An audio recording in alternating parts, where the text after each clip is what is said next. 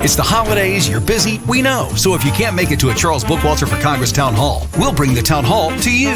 Join Charles Bookwalter Thursday nights at 7 p.m. for a digital Town Hall, streaming live on Facebook, Twitter, and YouTube. Jump into the comments section to join in the conversation. Make a comment or ask Charles for his opinions on the issues that are most important to you. That's the Charles Bookwalter for Congress Digital Town Hall, streaming live beginning at 7 p.m. Thursday nights. Exclusively on Facebook, Twitter, and YouTube. Search Bookwalter for Congress to learn more.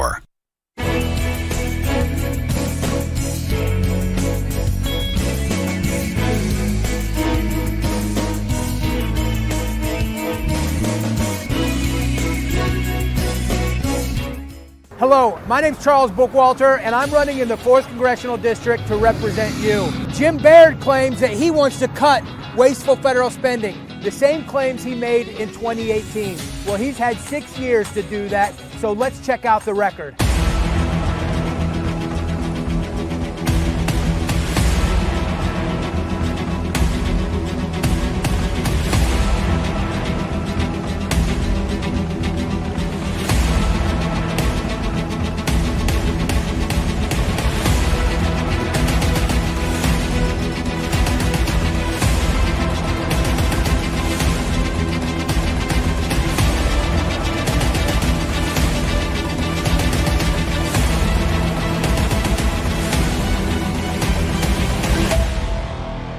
My name's Charles Bookwalter, and I need your vote on May 7th in the primary. Please check out bookwalterforcongress.com. Thank you.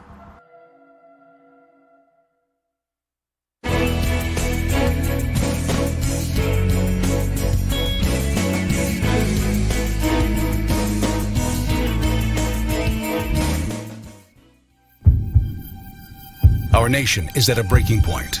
Out of control crime, runaway inflation, political corruption, and politicians who talk a big game but just can't seem to deliver.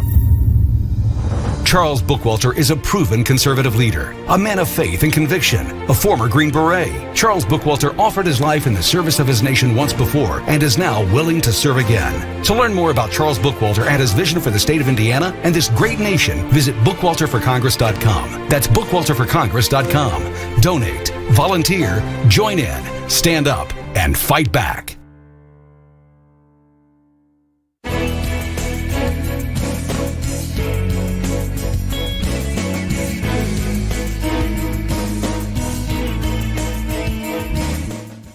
I'm Charles Bookwalter, and I'm running to represent you in Indiana's 4th Congressional District. Why am I running?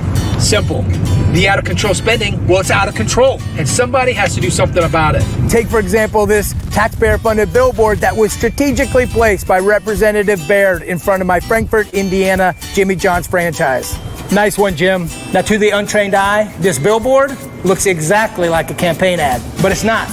It's franked mail. It's your tax dollars being used by an incumbent to remind you of all the reasons that you should go vote for them. And every day I leave work, I'm reminded exactly why I'm running for Congress. Jim Baird won't let me forget. Thanks, Jim. I'm Charles Bookwalter, and I approve this message.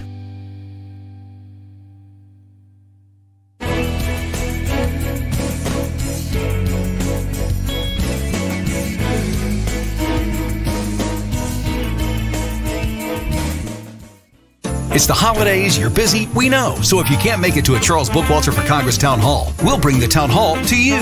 Join Charles Bookwalter Thursday nights at 7 p.m. for a digital Town Hall, streaming live on Facebook, Twitter, and YouTube. Jump into the comments section to join in the conversation. Make a comment or ask Charles for his opinions on the issues that are most important to you. That's the Charles Bookwalter for Congress Digital Town Hall, streaming live beginning at 7 p.m. Thursday nights. Exclusively on Facebook, Twitter, and YouTube. Search Bookwalter for Congress to learn more.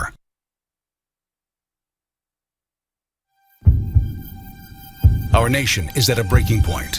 Out of control crime, runaway inflation, political corruption, and politicians who talk a big game but just can't seem to deliver. Charles Bookwalter is a proven conservative leader, a man of faith and conviction, a former Green Beret. Charles Bookwalter offered his life in the service of his nation once before and is now willing to serve again. To learn more about Charles Bookwalter and his vision for the state of Indiana and this great nation, visit bookwalterforcongress.com. That's bookwalterforcongress.com. Donate, volunteer, join in, stand up, and fight back. And welcome to the show tonight. My name is Tim Kramer. I am helping Charles out. This is the Charles Bookwalter for Congress Digital Town Hall. And tonight we're going to be discussing push polls and what's happening with them in the 4th District. The purpose of the town hall tonight is for you to participate. You can ask questions, you can jump into the conversation, make comments, and so on. And the thing is that Charles will answer your questions in real time. So let's get to the man of the hour. Without further ado, here's Charles Bookwalter. Charles, how are you doing tonight?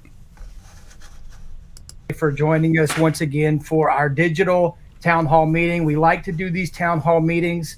Like Kramer said, it's an opportunity to answer questions. It's an opportunity for people to understand why I'm running for Congress, why I'm challenging an incumbent, and some of the issues that are very important to me and to us and the people that are supporting me in my campaign. If you'd like to be a supporter of my campaign, I'm asking you go to bookwalterforcongress.com. Make sure you sign up, become a member of the Bookwalter Brigade that is fighting to regain control of our party and our country and our district. While you're there, you can, if you want to support us, you can do so by going to our campaign support merchandise site.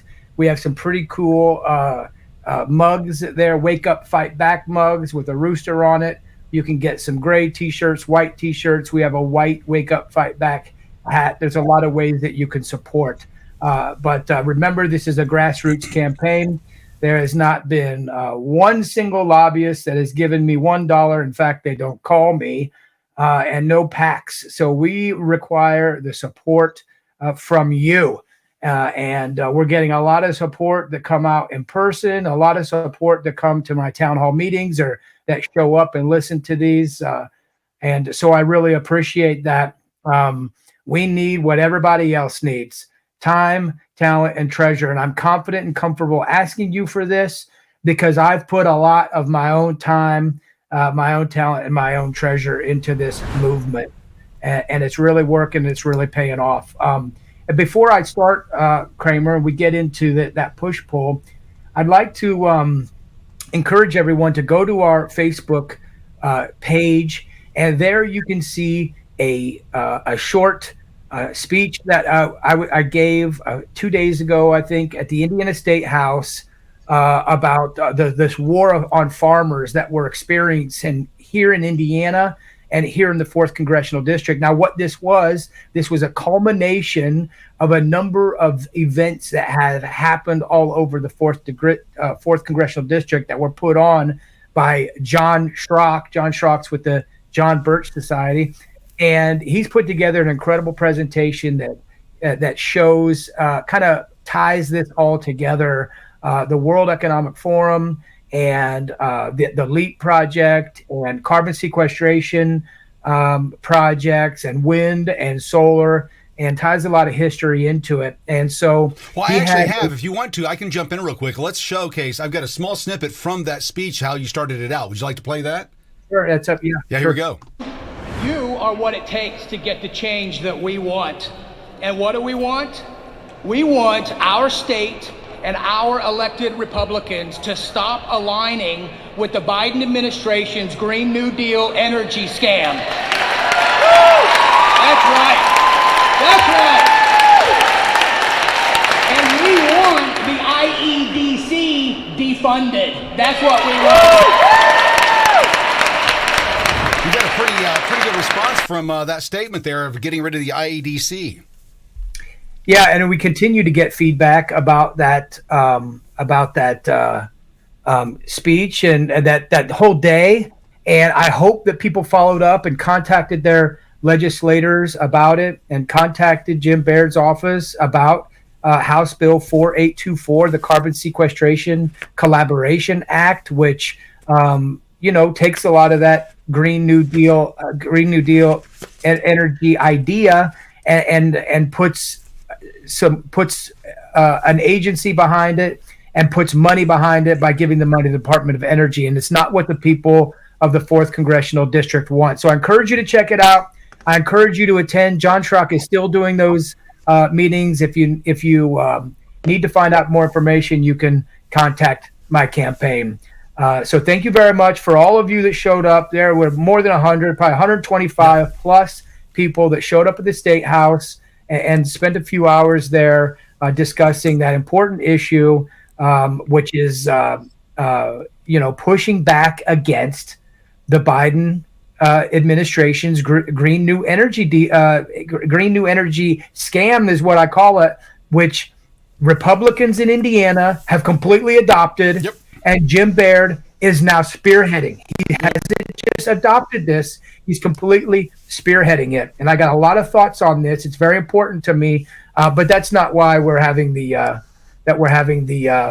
our town hall today. We actually are having it at last minute last night.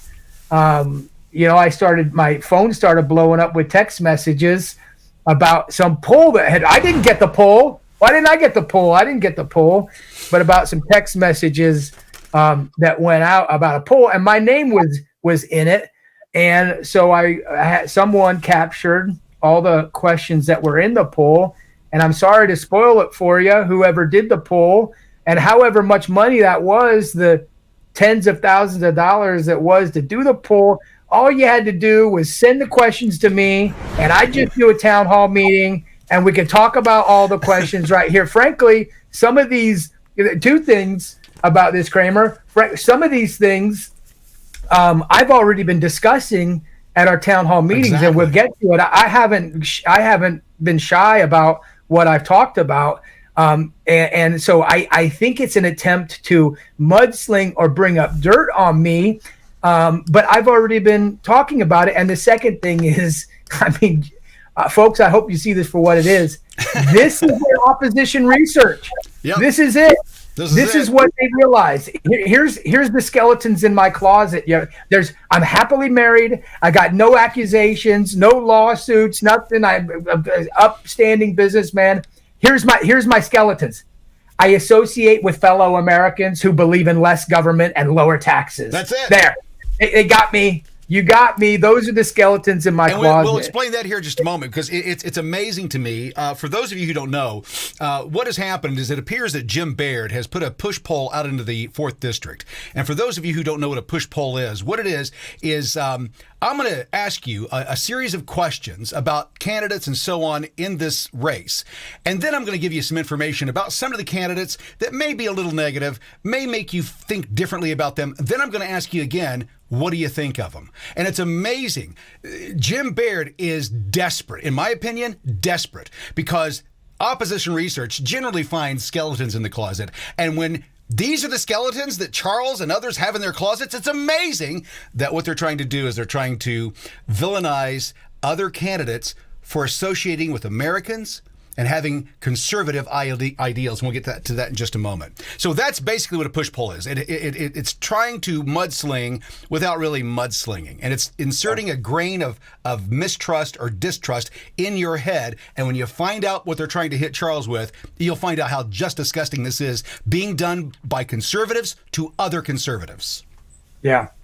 So what I want to do is when I open this up, and when we're going to go through almost all these questions, and I'll just answer them for the people. But first, I'm sorry, I'm going to take about 5 minutes here, and I'm just going to do a quick summary of what got me involved. And I've talked about this a lot at my town hall meetings, but I think this is important because it's going to lay out, we're going to talk about this later in these polls. It's going to lay out why I'm doing what I'm doing. And I know no one wants to relive this situation, but for the sake of this town hall meeting, we are going to have to go back into some difficult times for all of us. So back in December of 2019, I was working for Intuitive Surgical, which is the manufacturer of the Da Vinci robot, which means that I was in the operating room every single day from 7 in the morning to about 4 p.m., assisting surgeons on how to do surgery on the Da Vinci robot. And so when COVID hit, I had firsthand observation of what was going on in these hospitals. Outside of some of our hospitals, they're setting up these tents to test people and have overflow that they thought or they talked about they were going to have that never happened. I saw the result of some of those extreme measures they were taking. If you all remember, I know it's been a long time, but if you went to a gathering that a dog had COVID, then you didn't have to go to work for 10 days and they had to pay you. Things like that. So I witnessed nurses taking advantage of that. I saw nurses and staff in the hospitals that were being overworked because they were there for the right reasons, and they didn't use COVID as an excuse to take 10 days off or make something up. So I had firsthand observation of all this, firsthand of what's going on in these hospitals, and what I was hearing, and also being a medic myself, what I was hearing in the narrative on mainstream and what I was seeing firsthand were they did not equal up. Another thing is, I want to remind people is that job gave me the opportunity to invest. So in 2017, a friend and I built a 7,500 square foot commercial real estate building in Clinton County, Indiana, and I purchased a franchise, a Jimmy John's franchise. So when COVID hit, we were 3 years into that. We didn't have our units still not full because we can't fill out our last space because people are still they're still afraid to invest and uncertain of what the economy is going to look like soon. And our Jimmy John's was only 3 years old. And so it was still struggling to pay all the bills and work all the kinks out and everything. So I had, again, firsthand look at a hospital system and then small business and as a restaurant owner, at Intuitive Surgical for 2 months, we didn't have to go to the operating room because elective surgery was discontinued. They weren't having elective surgery. So in the mornings, every morning, I was on conference calls with my team at Intuitive, just anxiously waiting to get it over with, and then and trying to play that role as an intuitive, things are scary. They're all saying like, oh yeah, things are scary, and then they'd call me after the call and be like, dude, this is awesome. I can't believe we get to sit home and make $250,000 a year. This is awesome. But me, I didn't think like that. I got off those calls. I shut my computer and I flew out my door because I had to go help open the store, deliver sandwiches, make sandwiches. And why? Because staff wasn't showing up. Staff was taking advantage of the situation. Managers didn't want to open or wouldn't come to the work. And our store went from, it was very, very trying and a very stressful time in my life. Our store went from doing about $2,500 a day to less than $500, but my lease didn't decline. I still had labor to pay. I still had an incredible amount of expenses. The building itself has a note on it. So it was an incredibly difficult time to go through. And it created a lot of stress and a lot of difficulty. And fast forward, I went through that year. We kind of recovered a little bit, and I was still at Intuitive. It wasn't until the Q1 of 2021 that I was pretty much at that point forced to resign because the hospital wanted me to get a flu vaccine that I hadn't gotten in 4 years, and I didn't want to get them anymore.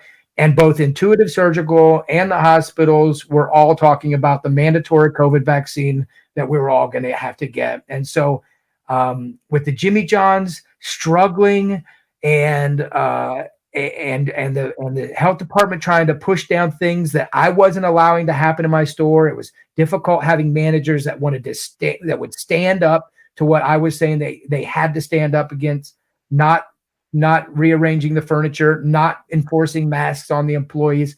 I finally just had to walk away from that incredibly lucrative, arguably the greatest medical device sales job in America, a very rewarding and fulfilling job I had working with the Da Vinci robot and working with surgeons. I pretty much had to walk away.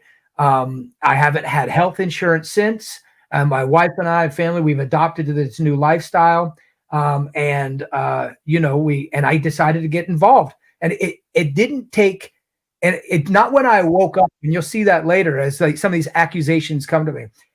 COVID didn't wake me up. It didn't take COVID to wake me up. It took COVID to get me involved with what's going on. COVID, when I was decided I have to get engaged, and I'm encouraging you all to do it too. So I wanted to paint that picture for you of what it looked like to be in the two worst places you could be in when COVID occurred. In the operating room and the owner of commercial real estate and a fast casual restaurant. And when I looked around me, Jim Baird was nowhere to be found. Jim Baird did not stand up for, and very few did. Very few did. But Jim Baird did not stand up for us. Jim Baird did not stand up against the lockdowns. Jim Baird did not stand up against the vaccine requirements, mask requirements, nothing. He did not stand out in front of anyone's business and say, I defy you, state, to come here and shut this business. I defy you to do it. I guarantee you, people, you've seen it in me already. If they try to pull one of those over again, and I'm your congressman, I will camp out out front of your door. I will put on my body armor like everybody else, and I will stand there with you, and I will not allow them to do that to us ever again. And that's why I got involved. Well, it's interesting, Charles. I think so many other people, they saw what happened from 2020 to now, and they were always kind of on the fence about how much they trusted what they were being told. But 2020, for those who really paid attention, opened a lot of eyes. And for a lot of people, business owners, I was one of them. I got decimated in 2020. I worked in the live entertainment industry. That's what my agency, that's what we worked with. We did a lot of politics. I got fired by the GOP in the state of Indiana because I spoke out. So there's a group of people who have come together in your campaign to help you fight this, because what we've realized is what we're being fed isn't healthy for us. And it's not working for us. And we've got to have change. And I think that that's why this push poll that Baird has put out is so important for people to pay attention to the questions that he's asking. Where does he fear being hit? Where are his weaknesses? They've got their finger in their wind. They're trying to find out what they need to say to get your vote. So tonight, Charles, you're going to answer these questions. Like you said, no need to go and take the poll for you. You're going to answer the questions on where you stand tonight and let the people of the 4th District make their mind up for themselves. So let's start with no doubt about it, but I do want to say, I do want people to answer this poll as you would, if you get this poll, answer the poll as you would answer the poll, and let Jim Baird know how disappointed you are that he is backing Ukraine. He's backing Israel, backing every spending bill that you can think of. He backed the CARES Act, the Stimulus Act. And not only did he take PPP money, but he was an advocate for the lockdowns. Because if you were in that position, I'll say this, I've said this so many times, I can't believe it.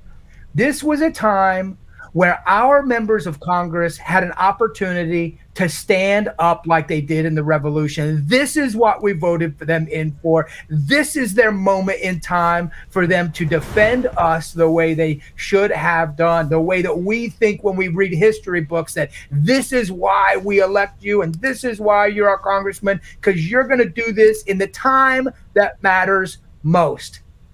And they failed us. They absolutely failed us. There are so few of them. I can think of one, Thomas Massey, who required a vote on the CARES Act to get everyone there and put them on the record of voting. And the Republicans hated him for that. And you know how hard that would have had to been for him to do, but he did it.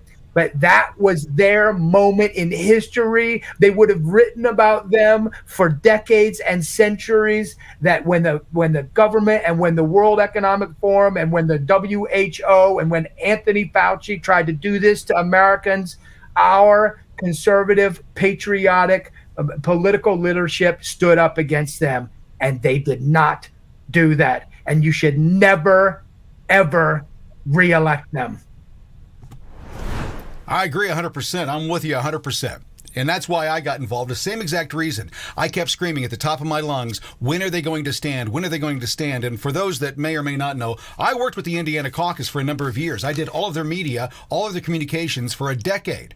And the moment that I spoke up and spoke out against Eric Holcomb, They fired me, fired my company, fired anybody who was talking back against this narrative. With that being said, let's get to the very first slide. The very first question in this questionnaire, which I found a little bit odd, to be real honest, Charles, is the first question is a positioning question in a poll.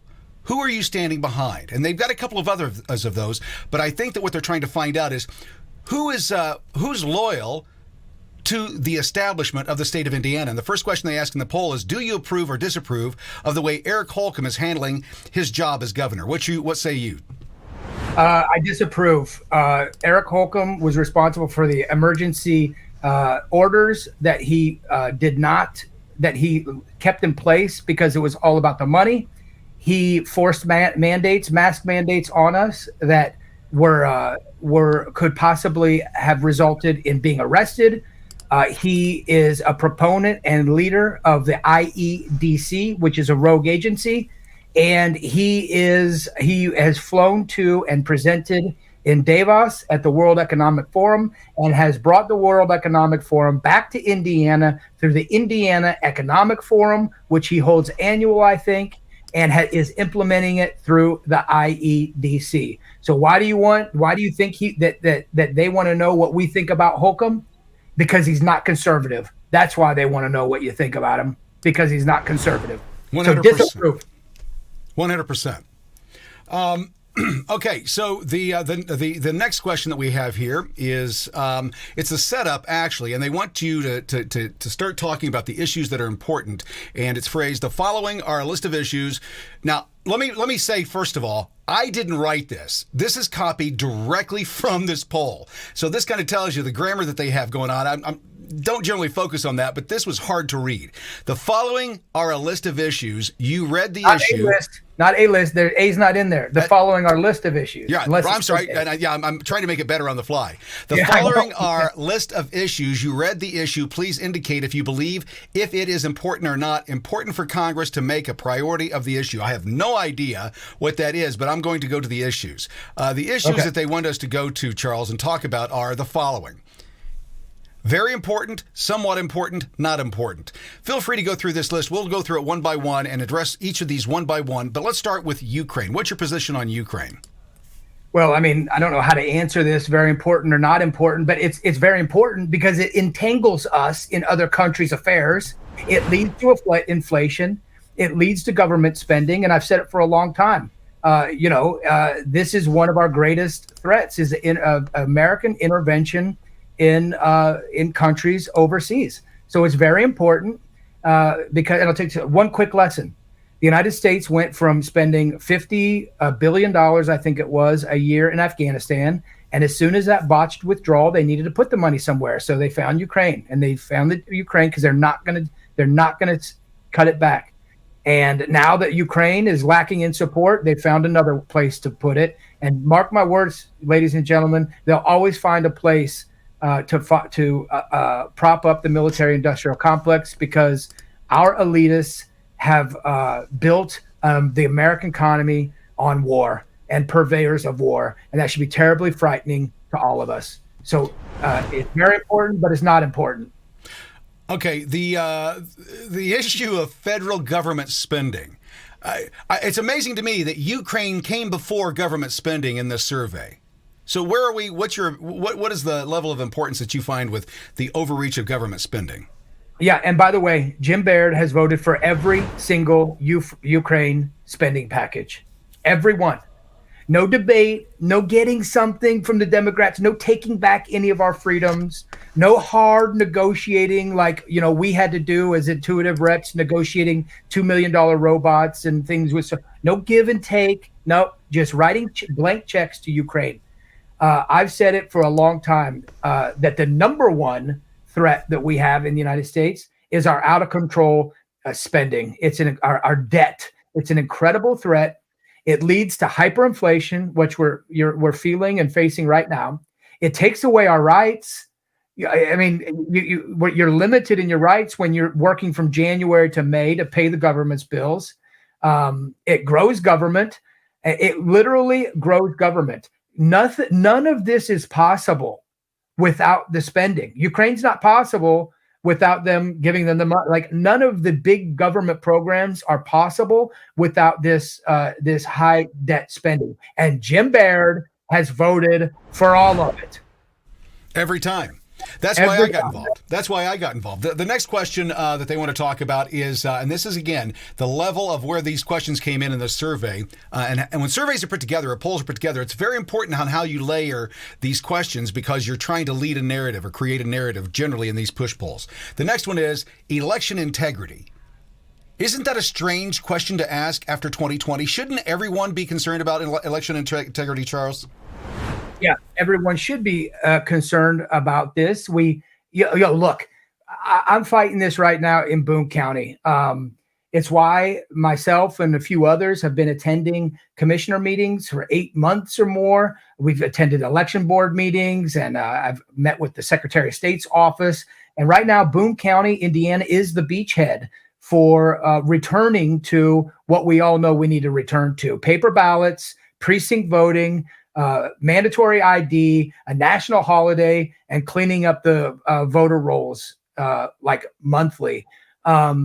So, it is something that we need to focus on. And here's what the opponents say all the time. Because there's no elections have been rigged in the past. It's already been proven. I can't remember the years, like 1878 or 28. And then Nixon, Kennedy, there's proven fraud. And what the opponents will say is, well, yes, but it's not enough to affect the outcome. Okay. So you're admitting there's fraud. Okay. All right. So we're on this. Yes, there is fraud. There always has been. And there's always an attempt for people. They don't care who votes. They just want to control who counts the votes. So we absolutely, and we're leading this in Boone County, Indiana. It's a big part and takes a lot of my time that we're trying to really lead that in Indiana. I want to acknowledge one person, a bill recently authored by Representative Larissa Sweet. It's House Bill 1286 in the Indiana General Assembly. And she is trying to get all those. It'll probably die in committee, but everyone ought to contact Representative Larissa Sweet and thank her for standing up and doing the fight, which is very difficult to do when she's fighting in a den of thieves, that people that don't want to hear what she has to say. It's very difficult, and she's standing up and doing it. So she should be acknowledged for that and supported. And we need to, and there's more questions on that. We can talk about it later, but we need to focus on this. Yeah, the other question on this series, very important, somewhat important, not important, border security. Charles, that's a hard one for me to look at. And honestly, why would anybody put that in a poll? We've seen the impact that this illegal immigration and the border crisis has had. Why would anyone ask if it's a serious question? Actually, I hadn't even thought of it. I don't know why they would put that on there. Like you say, I think maybe it's just doing one of these and kind of putting your finger in and seeing if that is important, probably because the Baird team sees that candidates like myself, liberty candidates, grassroots candidates, this is important to us. And they're trying to, see if this is something that they need to focus on. Although I have seen that borders is something that Jim Baird talks about a lot. I just, my point on some of my take on this is, it's almost disingenuous to act like you care about the border and then support conflicts overseas that results in hundreds of millions of violent war refugees. Like, just look around you, folks. These war refugees are fleeing Africa and the Middle East. They're going all over the Nordic countries, all over Europe, and they're spilling through our southern border. And they're not dumb. They have seen that the United States has been supporting their enemies because the United States has supported both sides of the war under Obama. They've seen us go back and forth. They've seen us not uphold our promises. That happens when you intervene in other countries. And they're coming over to our country and they hate us. They are not They do not want to incorporate into our culture. They want to bring their culture to our homeland, and that should be frightening to many of you.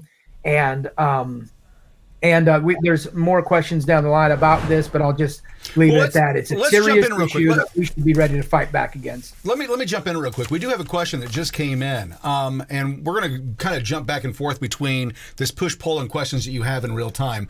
One of the issues that people are concerned about in the nation right now, Charles, is the food supply and how unhealthy it seems to be have become over the last several years. Going into Congress, what would be your position on fixing our food supply and getting it to where we've got a safe food supply that we can trust again? Well, you get the government out of it. You decentralize farming operations and get rid of the subsidies. I mean, the whole reason we have ethanol fuel is so that they could have a niche market that they could pump a lot of corn in. But look around you. I mean, let's just talk about let's make it even closer to home. Okay. Now, you can't do anything at Congress about this, but look at what they're doing in Boone County with the LEAP project. They're trying to take 11,000 acres of prime farm ground and turn it into an industrial park. Or all over Indiana, they want to turn 17 million acres into solar panels. Is that going to make us any better or secure our food supplies anymore? Where I've said this a number of times.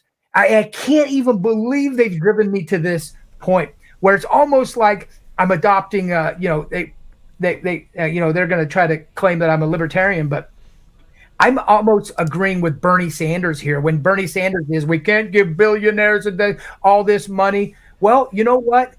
I agree with him there. If the IEDC has an unlimited budget and they're going to spend $300 million buying off property farmers to take 11,000 acres and then give subsidies and all that, I would rather see them buy that property, parcel it off into 11,000 1-acre plots of land, and give that to Hoosiers in Boone County with no mortgage, an acre of land, so that they can have some security, grow their own food, and live an agrarian rural lifestyle. I mean, this is a great thing about Robert Kennedy's platform, is that he believes in getting back to smaller farming, natural farming is what we do. I'm a homesteader, is what we do. We raise all our own protein. We raise all of our own most of our produce, and we raise all of our own food because,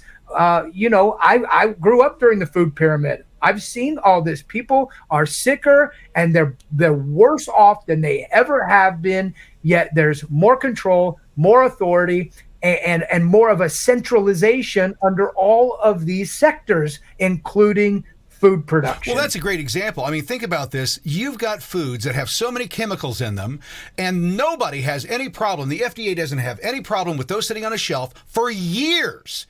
But if you want to serve raw milk to people, they got a problem. Yeah. They'll come in and shut you down. That's right. I used to drive 45 minutes out of my way when my daughters were young to go get raw milk. I had to drive. I couldn't believe I had to, but I had to do it. It's such a scam that you can't even get raw milk. I'm a grown man. I can make that decision myself. I don't need the law telling me I'm going to get brucellosis. It's always the worst. They always claim the worst is going to happen, right? Never it might happen. No, that's going to definitely happen. Charles, we have one more question here before we take a break. Sarah Jane is asking, Jennifer Beyer is asking, are you a supporter of Massey's bill? Are you aware of what she's talking about? Yeah, she's referring to the Prime Act. Absolutely. The Prime Act is what would make it so that you could sell individual cuts of meat to anybody without having to go through the USDA. Right now, you can't. If you're a homesteader and you want to get your a pig butchered at a facility that is not USDA inspected, then you can only sell it as a quarter, half, or a whole. You can't sell individual pieces of meat. The Prime Act would make it so it would not require USDA inspection, and you could sell it you could sell just a pork chop to one person. So I would absolutely get behind. Massey's been trying to do that for a long time. And I would absolutely help him with that. It's something that I ran into when we were raising pigs and selling them. I would just have to sell them as a as a half or a whole. And frankly, I just did what I had to do. I didn't ask for permission for these people. Right. Wanted to come and buy it. I sold it to them, and I don't care what you say, USDA. I don't care. Yep, that's the way we got to do it because we're Americans. We do. If it's not enumerated in the Constitution, they do not have the right at the federal level to come tell us what we can or cannot do. Period. With that being said, we'll be right back after this break. We're going to talk about the other issues. So, Charles, get ready. Preventing a government shutdown, future water supplies, which is interesting, impeachment of Joe Biden, foreign ownership of farmland. Think about that. If you've got questions about those topics, go ahead and get those started on Facebook, YouTube, and Twitter, and we'll get to those in just a moment right after this. Our nation is at a breaking point. Out of control crime, runaway inflation, political corruption, and politicians who talk a big game but just can't seem to deliver.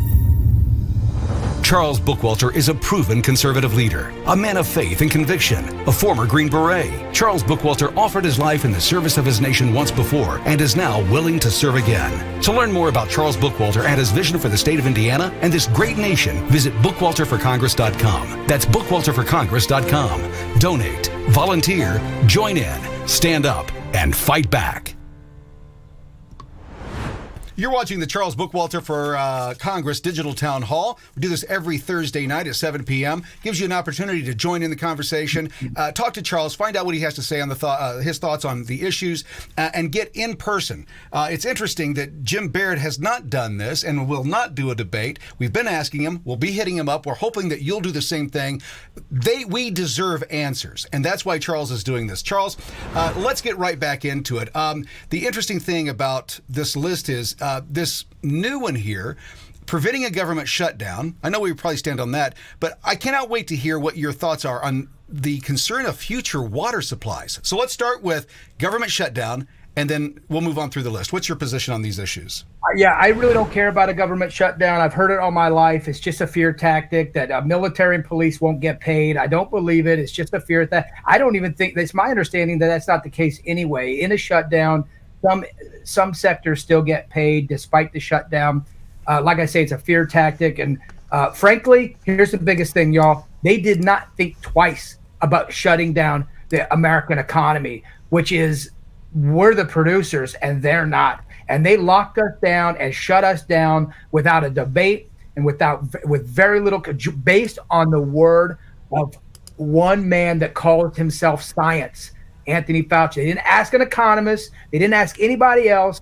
It was one man that calls himself the science that decided that we need to be locked down. And so if you can lock down the American economy, then you're darn right you can shut down the government. And it's not. And if anything, here's what good would come about it, is that Americans would see that we don't need OSHA and we don't need the ATF and we don't need the FBI and we don't need the IRS. We don't need these agencies anymore. And that's their fear, is that when we shut the government down, it's going to be proven that we don't need them in the first place. Exactly. And what's interesting to me is that, Charles, we found out what it takes when you stop the machine that makes all the money.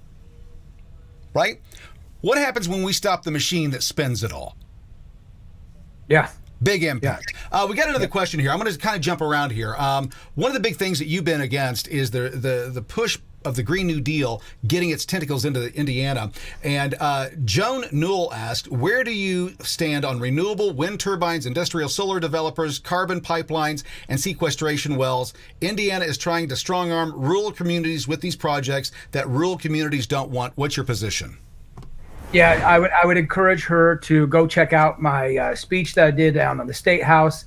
I've been adamantly opposed to it. I know it's more nuanced, and I'm not saying that these things can't exist. What I'm telling you is that solar companies would still be small cap little businesses with sales reps that would be knocking on everyone's door trying to hook their panels to put on your rooftop if it weren't for federal subsidies.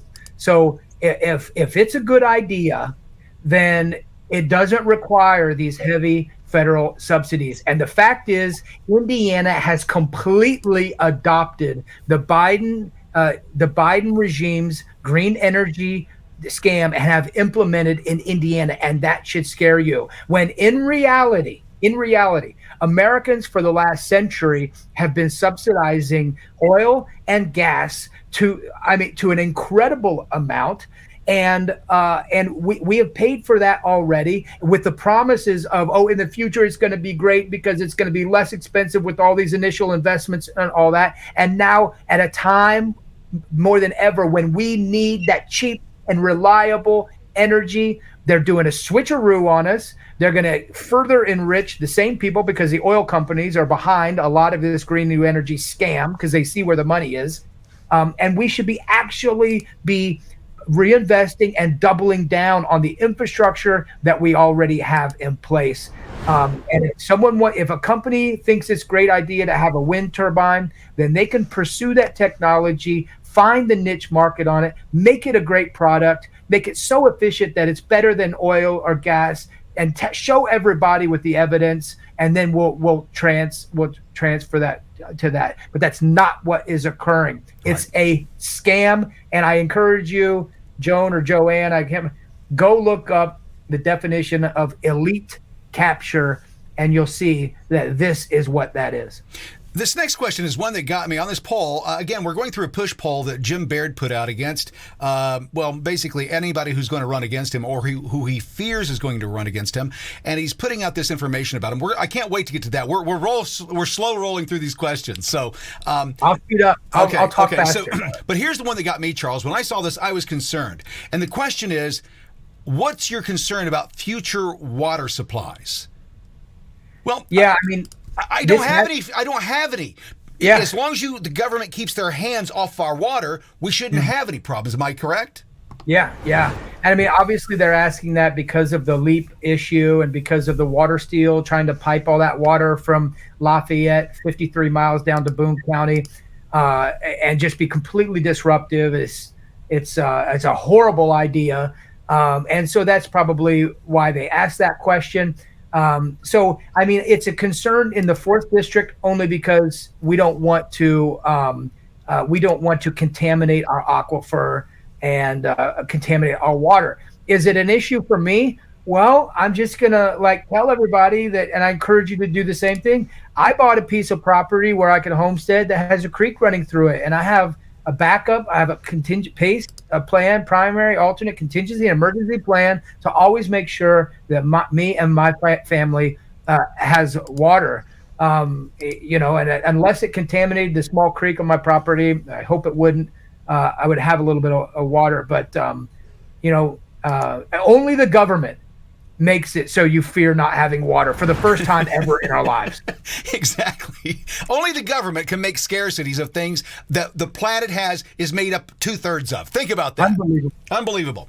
The next one, and this one here, I think a lot of people, I think they're on the fence about this one. I'm interested to hear your opinion. What's your concern about getting the ball rolling on the impeachment of Joe Biden with the election in November? What are your thoughts? Well, look, I think it's undoubtedly deserving to impeach Joe Biden. I think that he's not fit to do what he's doing, but I've seen this played out too many times. And oftentimes this is so divisive. It's a lot of bluster. A lot of people get political points and get a lot of money, and it's a great distraction, but nothing happens. Frankly, I'd rather see Jim Baird and lead the way and his Congress to fight to defund all of Biden's horrible agencies and horrible programs, then go through an impeachment. They can. It's kind of like term limits. They can neutralize Joe Biden by defunding the Biden administration. 100%. And if that means shutting down the government, then we're ready for that now. Yep. We can do that now. I think people are ready for it.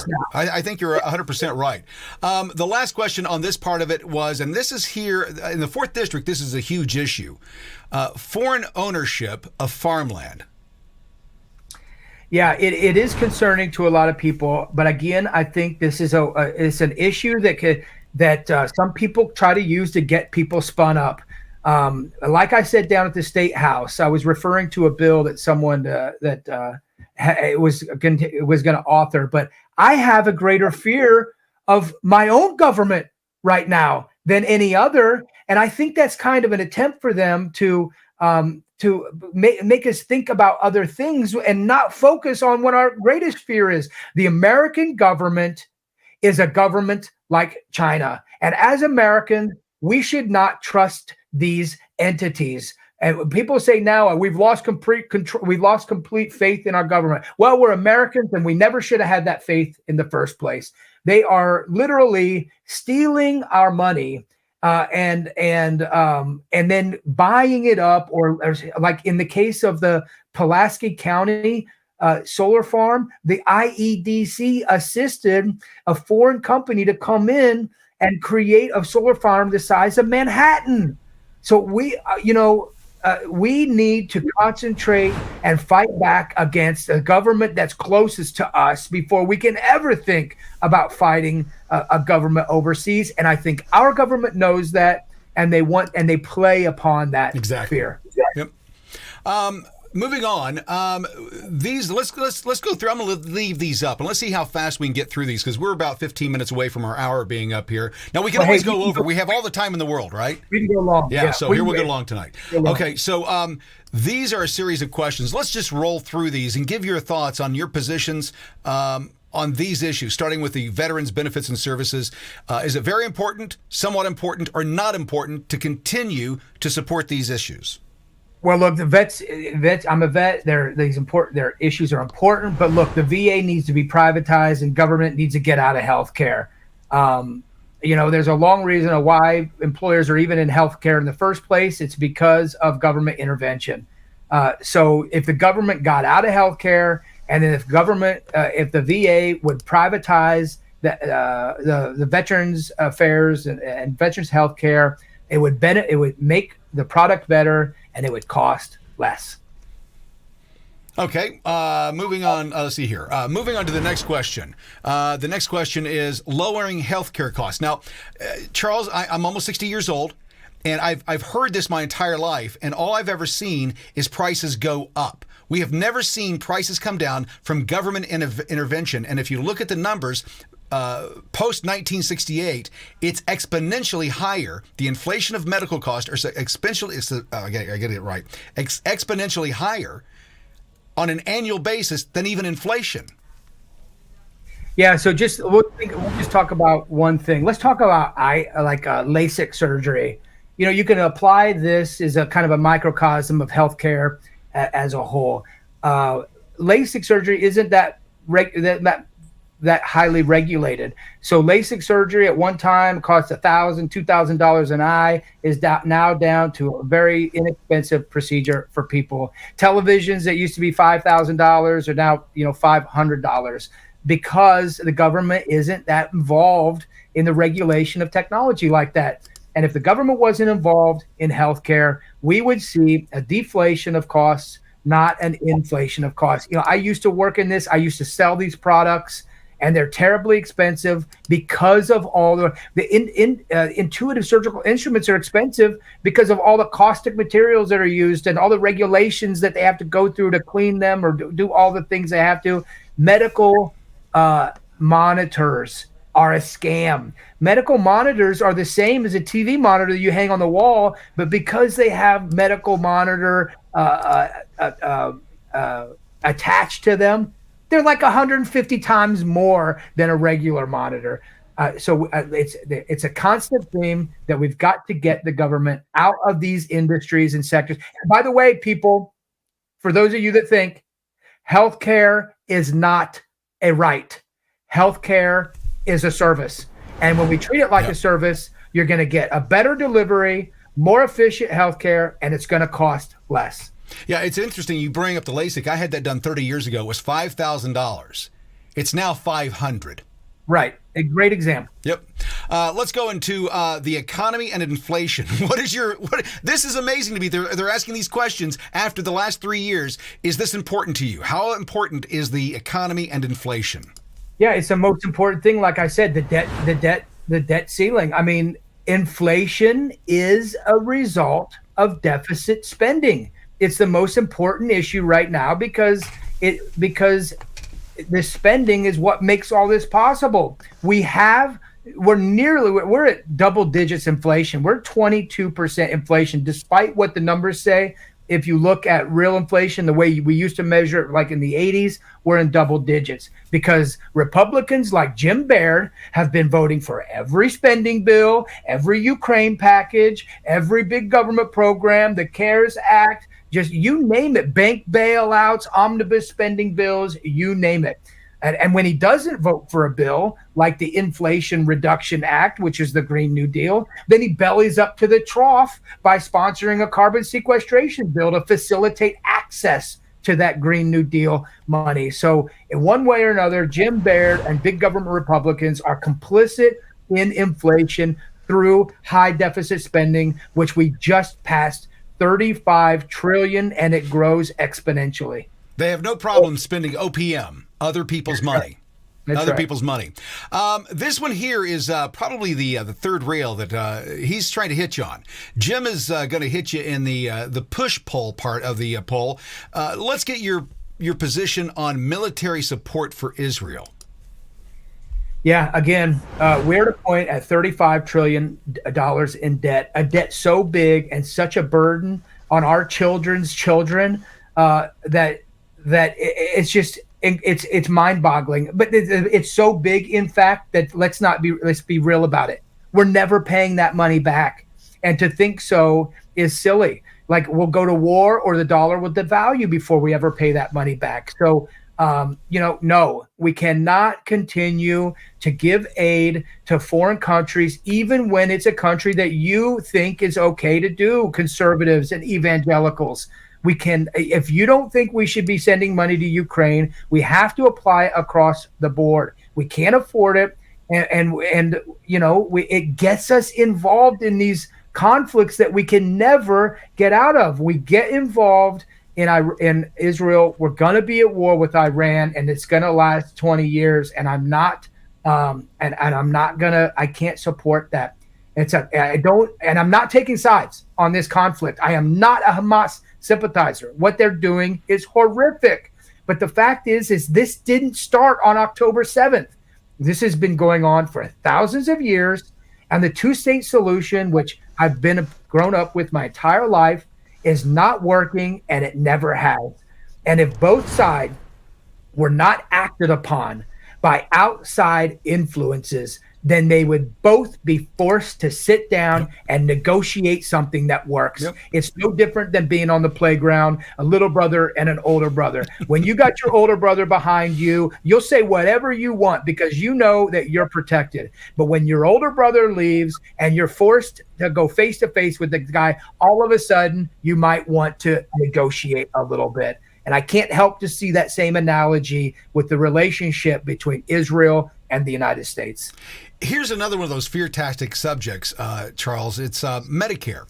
The question that Jim is asking here is, do you find the funding for Social Security as very important, somewhat important, or not important at all? Now, here's the thing that I don't think most people realize is that we look at it at Medicare and not Medicare, but Social Security as an entitlement, and it is not. It is our money saved, or supposed to be saved, and government has come in and raided that piggy bank time and time again. So when you hear them talk about fully funding, or there's a problem with Social Security, or the Republicans or the Democrats are going to take your Social Security away, what's your position on where it is right now? How sustainable is it in this current situation? Yeah, it's a failing system. It's a failing system, and we all know it. And the reason it's failing is because you just pointed it out. Because these spendthrifts cannot keep their hands off of money that's been appropriated or allotted to a specific reason, and they won't do it, and we can't trust them to do it. But the fact is it's important, and it needs to be funded for the people that are relying on it now and that have paid into it. But we need to have a better plan. And young people need to be able to opt out of Social Security and invest their money through some kind of health savings or some kind of savings that they have control of. and that they can manage, because the fact is if I was given all that money that I paid into Social Security, it would be worth a small fortune now, and I would be better off than having it. And I just want to be able to opt out, and I want younger generations to be able to opt out of a failing system. But we do have to take like my parents right now are very reliant on Social Security. If that rug was ripped out under them, that would be a real struggle for all of us as a family. And that's not what I'm advocating. But my nephew should not have to put in, and my daughters, I mean, it won't even be around. No. Well, Nikki Haley was saying that last night in the debate, that it's only got 10 years left. And I believe she said Medicare is only 7 years funded. And we keep talking about fully funding it. Well, why don't you just take the money, if you're going to take money from us, put it in an account and never touch it? Or just keep your hands off of it. I can spend my money better. That's what I think most people feel like. Shut it down. So here's the interesting part of where we're at here. Let me go back to this one here. This is where the push poll starts in this poll. So you can see the questions we've already been asked. Now here comes the push poll, the push part of it. The following are names of several people who are active in politics today. Please indicate if you are aware or not aware of each one. For those you know, I'd like you to indicate if you have a favorable or unfavorable opinion of them. Now, this one right here, these right here, really surprised me. Some of the questions and some of the names on here, I'd like you to go through. And for those names that you see on here that you want to comment about, that you find odd, feel free to go ahead. But the ones that I found odd were Bo Baird, which is Jim Baird's son. He's a state rep. Tim Byer, who's a councilman, right? And then Donald Trump. Also, the mayor of Lebanon, Indiana, Matt Gentry. Why would his name be on there? Everybody else here, I understand, but why those? So let's go through those. So can you bring that slide Sure. up again so I can, okay, so aware, unaware, favorable, unfavorable. Okay, I'm just going to go through them and rip through them. Are you ready? Go ahead. Peggy Mayfield, no opinion. Tom Murtaugh, no opinion. Kendall Culp, no opinion. Craig Haggard, well, yeah, I've got an opinion there. I'll save that to the end. Charles Bookwalter, join my campaign and support Charles Bookwalter for the 4th Congressional District. Nikki Haley, warmonger. Bo Baird, no opinion. Tim Byer, an incredible patriot that everyone should support. Donald Trump, I fully endorse Donald Trump and Vivek Ramaswamy. Matt Gentry, I completely disagree with Soviet-style central planning, and that's what he is doing in Lebanon. And Jim Baird, everyone knows my opinion. All right, Craig Haggard. Look, I'm just going to say this about Craig Haggard. We don't need men of words. We need men of action. And Craig Haggard is a man of words. He's not a man of action. He is a political opportunist that is trying to level up. And we need men of resolve. That's what we need. And men of resolve don't do what he's doing, which is saying, I'm running for Congress, but only if Jim Baird doesn't run. I entered the race on May 21st because it's what our country and what our district needs. And I'm resolved to run, and I'm resolved to win.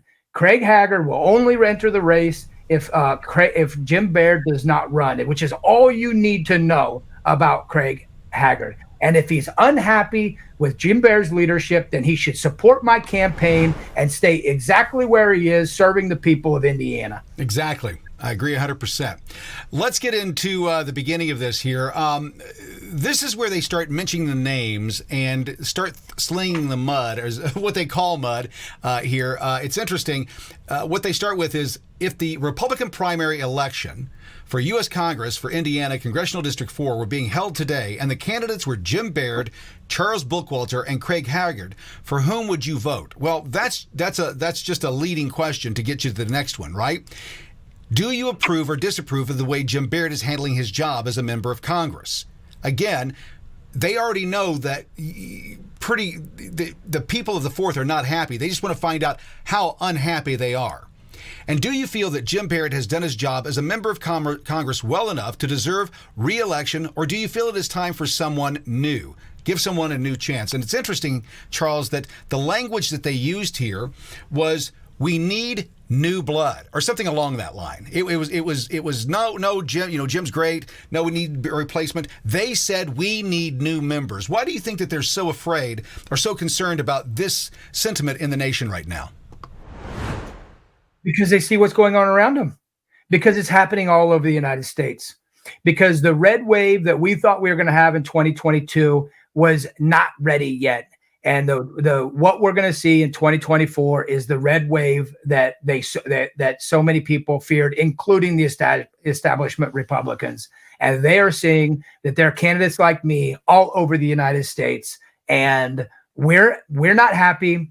In fact, I'd say we're upset, and we're ready to do something about it. And we have crossed a line, and we're not going to back down anymore. And we're standing face to face to them, and we're ready to take on this fight. I can't see it any other way. I agree with you 100%.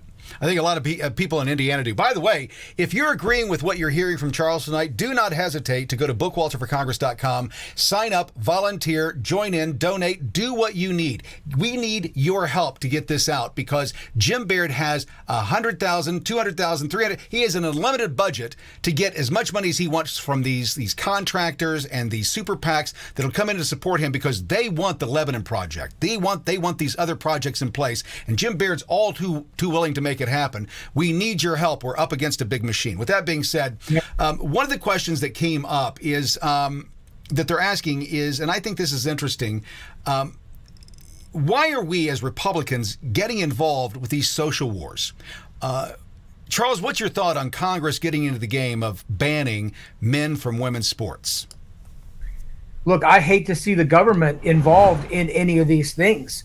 And it should probably remain a state issue. But the fact is like, if national organizations are going to allow, like boxing just said that men can compete in female, but that's dangerous. That is dangerous.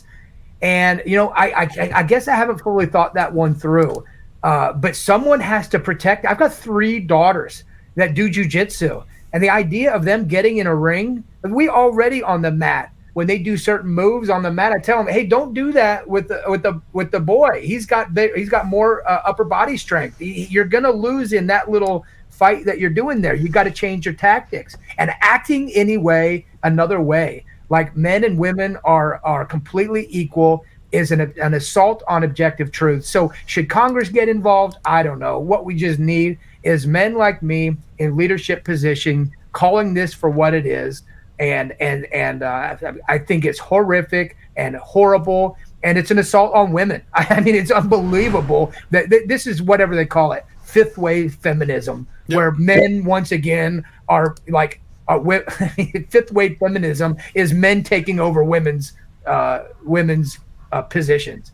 Crazy. Yeah, well, I think the position that most people would look at, if you look at it from a truly constitutional perspective, if it's not enumerated, they don't have the right. It goes back to the states every time. If it doesn't say Congress has the authority to keep men in or out of women's sports, then that's a state's issue. Mm-hmm. Right? And I think most people would agree with that. Next question that came up is getting the crisis at the border under control is more important for the United States national security than supporting Ukraine in its war against Russia. What's your position? Absolutely is more important than supporting that. I mean, I'll just say this about the border. Like, we have built an immense infrastructure around this issue. Border control, Homeland Security, IMS, if that's what it's called, immigration services and all that. This infrastructure that we've developed, this trillions of dollars a year, leads to a loss of American civil liberties. It absorbs our tax dollars. Yet, does the problem get better? No, it gets worse and worse. So I think that we need to make, I answer the question is we need to pull out of all over and secure our own borders 100%. First. We need to return our men back to our communities, stop telling them that we need to go kill people all over the world to support these military industrial complex. We need to bring them back to our states, and we need to get down, and we need to stop this from happening on a border. And I'll take this one step further and say that, walls go up, then walls go down. It's a political game. Right. How many of these construction companies have been paid to build a wall, then tear it down, then build a wall, then tear it down? we need the federal government to have less input on what is going on that border, and embolden and give autonomy to these states to deal with this issue, because they're right on the ground dealing with it. We need to give that money to the states and let them control the border, because they're closest to the issue and they would do a better job than having Washington, D.C., which is clearly using this as political gamesmanship to go back and forth. Next question. Government. Should they invest in bringing back semiconductor and microchip manufacturing to the United States to help protect our national security and key industrial supply chains? I like how they phrase this. Should we do this? It's going to help. I work with words all day long, Charles. That's called a push for your decision, right? It's going to help you. So are you good with this? What's your thoughts? Yeah, again, it's the same thing. The government should not be engaged in Soviet-style central planning. That's what got us here in the first place. It's precisely because of government intervention through regulations like OSHA and labor laws and all the other things that American manufacturers have to comply with, that the U.S. lost manufacturing in the first place. In the 1990s, chip manufacturing dropped 40%. Because they could not keep up and be competitive with the world market because of government regulations. So manufacturing went to South Korea and went to Taiwan, where the design remained in the United States because it was less regulated. Now, that's a good thing if we can still get our chips, because the division of labor is a great thing. It's why we don't grow coffee here. We buy it from South America. If South Korea wants to make our chips, that's great. But when you constantly are in a position like a bellicosity, or you're a jingoist and you want to fight people all over the world, then yeah, it's going to be hard to buy chips from people when you're constantly at war. So I don't think we need to answer our solution should not be the same answer that got us here in the first place. It's going to have unintended consequences. They are literally giving incredible amounts of tax abatements and all this to bring manufacturing back to the United States, which is a result of the government intervening in the first place. And I really want people to understand that what we should do is remove these regulations, encourage manufacturing to come back to the United States through less regulation, lower wages, not lower wages like you're thinking, but not mandatory wages, mandatory health care, all these kinds of things that leave manufacturers not able to compete. They need to be able to compete on the free market. In a free market where there's no government coming in and every moment being a Karen and saying, you've got to stop doing this because we don't like it. Circa the situation that's going on with the Uber drivers and the gig economy in California, where they're putting the kibosh to it. They're saying, we're going to regulate you. That's why it flourished. It took off like crazy because there wasn't any regulation. That's right. Of course. It's right. That's core. And every system's not perfect, but that system is better than interventionist government, which the United States is the largest interventionist government in the history of the world. And we were never intended to be like that. It's just horrific to watch in real time. Next question. This is an interesting one. I think after the last 3 years, in particular 2020, why Jim Barrett, a conservative, would put his finger into the wind to see if people are still interested in election integrity. We were just at a meeting for that the other night, found out how bad it is in the state of Indiana. Yes, we want election integrity. Charles, Indiana, should they outlaw electronic voting machines, return to paper ballots, and hand count the ballots on election day? Yes, they should, and here's why. We all know that we can develop a system on machines, and you could, through the blockchain or something, and you could actually have a secure election on a machine, or we could do it. They'll never let it happen. So they need to be outlawed. We know it's possible. It'll never happen because they want control of our elections. So we've got to return to a standard that if fraud is going to be committed, it is going to be committed right down the road from you, and we can hold those people accountable. The fraud can't be committed on the other side of the world because they're tapping into our machines or programming the software to flip votes. So yes, I agree. Well, you just had an incident where you're working with the Boone County commissioners trying to get 2 paper ballots. And how has that experience been? Republicans that say that they're for all of these, voter ID and election integrity, and then when you go in and say, "Hey, listen, we want to push this issue and get back to the systems that work that we can trust," what's their position? Oh yeah, they do not. Out of the 6 months of us trying to get in front of the election board and work with them, we got how much time? 30 minutes. Now, when Microvote wants to talk to the election board, they don't put any kind of time requirement on them. I asked to get 5 minutes. They refused to listen to me. They asked the sheriff to escort me out of the room, which I refused to do. So they themselves removed themselves out of the meeting, and we just continued on the meeting without them. By the way, election integrity is a core value of the Indiana Republican platform, and they're not taking it seriously at all. And what did you missed the one point that I wanted to make, that when there was an issue and you were standing up saying no, that you wanted to speak longer, what was the first thing that these Republican commissioners did? Who did they call on to remove you? The sheriff. The sheriff. Yeah. They wanted to use law enforcement to stop an American citizen from redressing grievances to the politicians elected to that position. Yeah.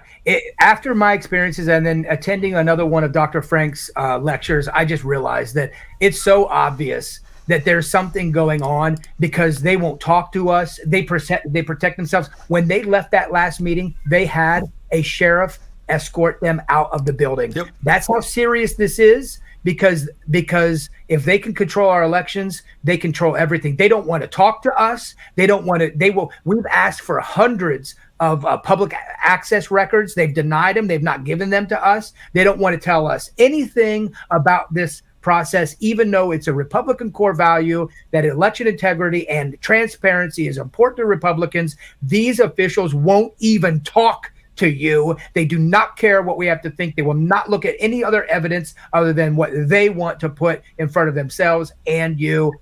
That is the most telling thing. And that's when I realized, yeah, this is a major problem because of the way they're reacting to this. Again, what we're doing tonight is we're going over a push poll that Jim Baird put into the market, into the 4th District, and asking questions of the 4th District about what's important to them. And we find a lot of these are very, very interesting. In particular, this next one about illegal immigration. We've already seen what it's doing to the southern border, but Jim wants to know your thoughts, your choice. Which comes closest to your view about illegal immigrants who are living in the U.S.? They should be allowed to stay in the U.S. and apply for citizenship. They should be allowed to stay in the U.S. but not become citizens. They should be required to leave the U.S. Now, the reason I'm going to let you answer this, I'm not going to put my opinion on it, but I think this is interesting because this seems to me putting his finger in the wind to see is it cool to start saying, hey, listen, we're going to give legal status to these illegal aliens. Charles, your opinion. Yeah, let me. Can you pull that up again so I can look at it? I gotta. Can you pull that slide up again? Which comes closest to your view about legal? This is a tough one. I guess, I think we need to secure that border. That's really what I'm focused on. I think right now, those that come across right now that are illegal, they should be required to leave the United States. But because we don't know who any of these people are. And like I said, a lot of them are violent war refugees. A lot of them have been released to prison. These other countries are sending their prisoners to the United States just to get them out of their own country. But at the same time, the United States has to find a way to allow immigration of those that we want to have here. Good people that want to come to the United States can do so without waiting for 10 years. So, this is a nuanced issue with a lot of ways to look at it, but they are committing a crime. They do have to go back to their country, but at the same time, we need to be able to better. We need to put like the UPS or something in charge of of immigration policy, because they would track everyone, they'd figure it out, and they'd bring the good ones in and kick the bad ones out. But the federal government just can't seem to do it. Right. It's kind of like the voting machines. We know it's probably possible for us to do this, but they won't let it happen. Well, and they're never going to change a system that incentivizes them, that benefits them. They will never do it. Government is incapable of doing it, Charles. The next question that we have here online, and this is where it starts to get kind of sticky, is this is the first hit that they made against somebody I think that they believe could be a problem for them, and that's what is his name here? Craig Haggard. This is the opposition research that they've got against Craig Haggard. Listen to this. Would you be more or less likely to vote for Craig Haggard for Congress if you knew he owns a safari company in South Africa that, according to the website, says clients can shoot big game animals, including giraffes and zebras, or would learning this not make a difference in your vote? Charles, your opinion. Well, Craig Haggard is not running for Congress in the 4th Congressional District because Jim Baird is, and he made it very clear that he's not going to run against Jim Baird. Now, personally, I think that trophy hunting is pretty gross, but I do hunt, and I hunt game here in Indiana, but trophy hunting rubs me a little the wrong way. But I don't really care about that question, to tell you the truth, man. I mean, well, what I find interesting about it is the groups that are doing this I used to work with. So I know the questions they're asking and why they're asking them. And it's interesting to me that this is not a hit. This is a legal business, and it's an emotional thing. Do you love animals? Do you love this? Yeah. Would that change? Would the fact that he allows this to happen in Africa change your mind about voting for him here? Not on the issues, not on the policies, about a man who owns a business in Africa. That's a hit piece. It's almost like a Democrat wrote that. Is Jim Baird a Democrat? Exactly. That's exactly what I say. The next question we have here, and this is not a question, but it's another push. This is the push. This is the disgusting part of this, because what they're trying to do is insinuate something, put that little seed of doubt in someone's mind about you, about something that is either 100% legal, 100% okay, but they want you to think it's not. I liken it to wanting you to believe a lie by telling you the truth. And this is the one where Charles' name comes up. Would you be more or less likely to vote for Charles Bookwalter for Congress if you knew that he stated under oath to being a lifelong Republican, but that it is well documented that he has given thousands of dollars of donations to Libertarian Party candidates and PACs, including a $500 donation to President Trump's 2020 Libertarian opponent, Jacob Hornsberger, and Bookwalter was also listed on a Libertarian website as an alternate delegate to the 2020 National Convention? Or would learning this not make a difference in your vote? This is the opposition research Jim Baird has pushed. Charles, your answer. Yeah. I mean, look, I have always called myself a Ron Paul Republican. I am a lifelong Republican, having worked on Steve Forbes' campaign when I was college in 2000. I joined the Army Special Forces after a call out from George W. Bush. I've contributed to many Republican campaigns, but like many of you, I have sometimes felt like the Republican Party has strayed from me and its own core values. And there was a brief period when I decided to explore the Libertarian Party. I've never shifted my positions at all. But do you know what I learned from exploring the Libertarian Party? That a bunch of people, what I found was a bunch of people that shared many Republican core values. But ultimately, for a number of reasons, I don't think libertarians aren't good on the border. Many of them are open border. Libertarians aren't good on abortion. Not all of them, but many of them are don't take a pro-life stance. And frankly, libertarians, when I thought that coming out of COVID, the one party that would probably hold true would be the Libertarian Party, and they failed too. Libertarians were horrible on COVID, just like everybody else.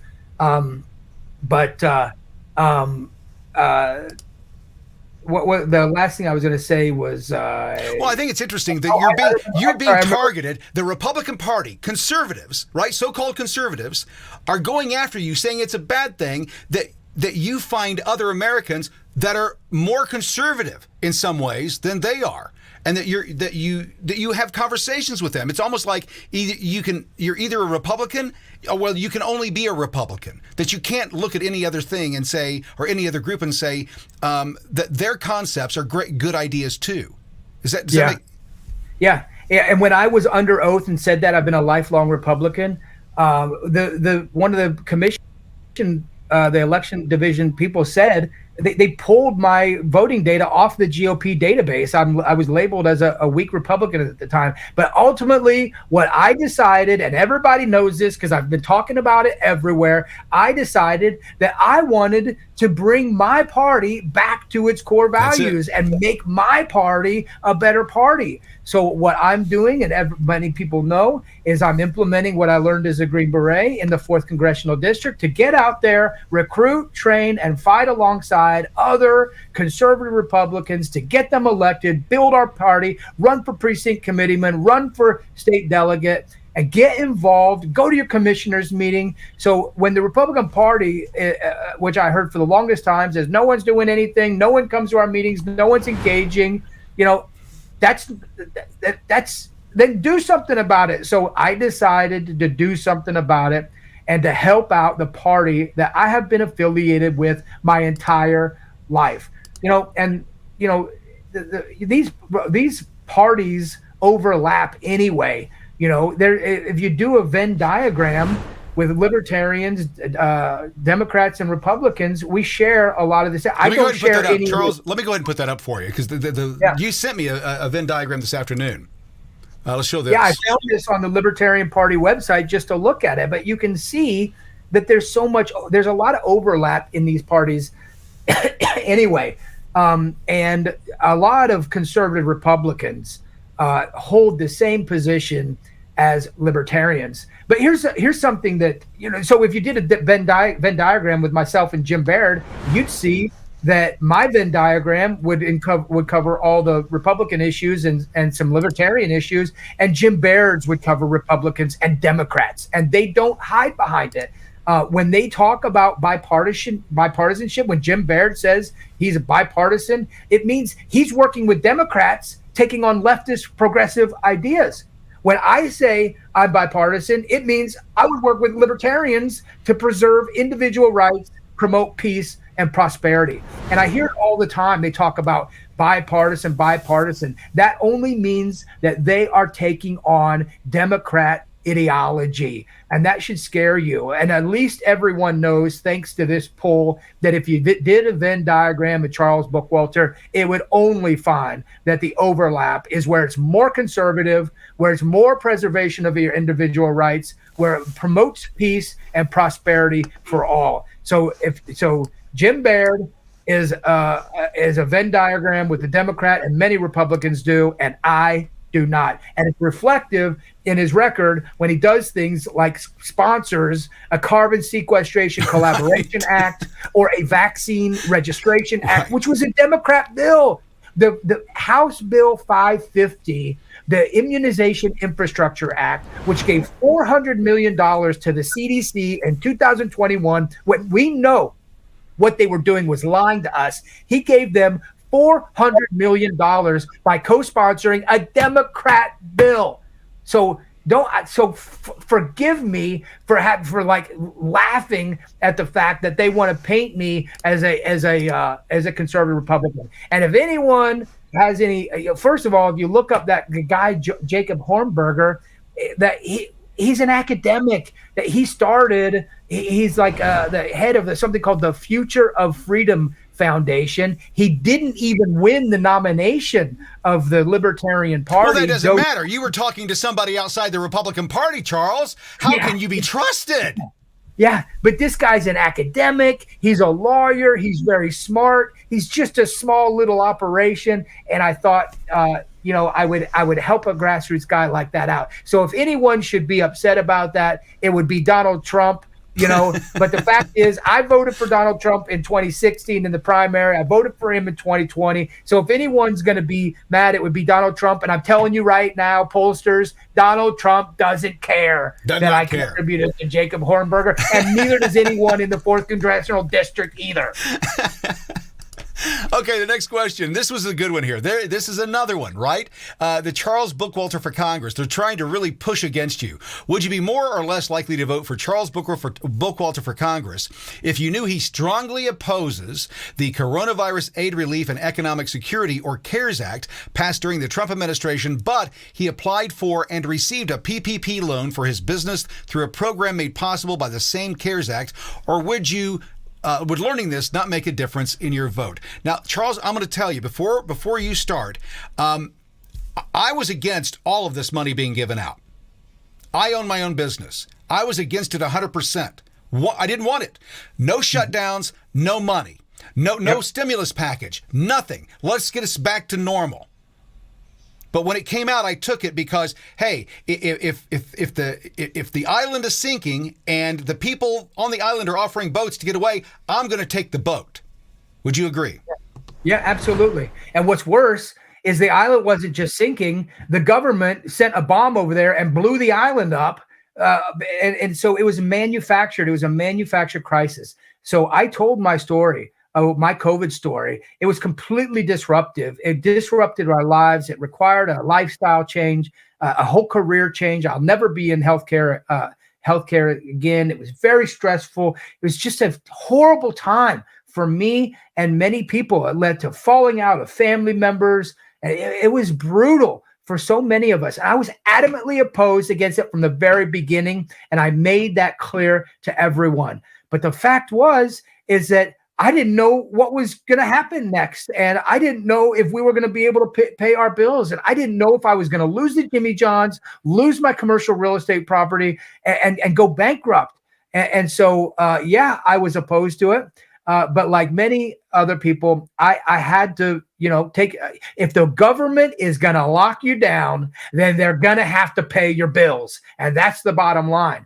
And I did not like it whatsoever, but it was forced upon me, and I was forced to go take that money. Now, I like what you said. You said the fact is Jim Baird is lying by telling the truth, because he took $148,000 as a PPP loan for himself. So they don't say that on this poll. Well, he was saying his position was, well, I was in favor of it, so it's okay if I take it. Well, really? Well, we don't want any spending like this, and you spent it and took it.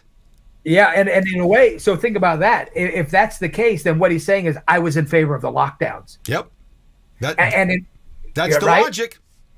That's the logic, is that if you're positioning it like that, then you're in favor of the lockdowns and you're in favor of the bailout. The fact is, I was against it all. And if I would have been in a position like Jim Baird was, like I said, I would have been standing out in front of that barbecue place in Fort Wayne that was sued. I would have been helping people out and encouraging them to never back down and never surrender. Never surrender. Never back down, never surrender. I got $39,000 in PPP loans to save 25 jobs. Jim Baird, who has a conflict of interest because he owns a home care.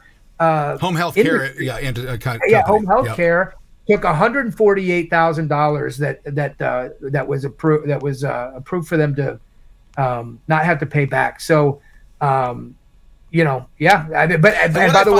what I find interesting about that, to jump in there, is that when I look at the numbers here, is that Jim Baird got this approved on April 6th of 2020. Well, I looked at mine too, Kramer, and mine was April 13th. I think that was the second tranche of bailout. But here's another thing, and I'm reluctant to talk about it. It gets a little deep in the weeds, but Jim Baird knew, just like I did, that if there's gonna be a bailout of money, then the people that have access to that money first are the ones that are going to benefit from it. And I told my employees at Jimmy John's, as these little high schooler or college kids are like, I'm going to get a $600 stimulus check. I'd say, yeah, you are. And in 2 years, your sandwiches are going to be $10. And And they're like, what do you mean? And I tried to explain to them, economics, inflation, and something called the Cantillon effect. And I encourage everybody to look up that word, Cantillon, Cantillon. Whoever gets access to the money first gets the biggest benefit of that money. And when it finally trickles down to Main Street, then that money doesn't have that much value anymore. And so knowing economics and being an amateur economist myself, I was looking at it like, well, yeah, I have to get access to this money because I don't know what it's going to look like a year from now. I don't know what else the government's going to do. I don't know if another lockdown is coming. I don't know if my business is going to survive. So I have to be able to pay my bills. It was terrible. And if the government's handing out money, it's our money. It doesn't belong to the government. It's ours. Yeah, that's right. Yeah. Next question here, moving on to the LEAP project. This is a thorny issue all throughout the 4th District, but in particular up in northern Lebanon.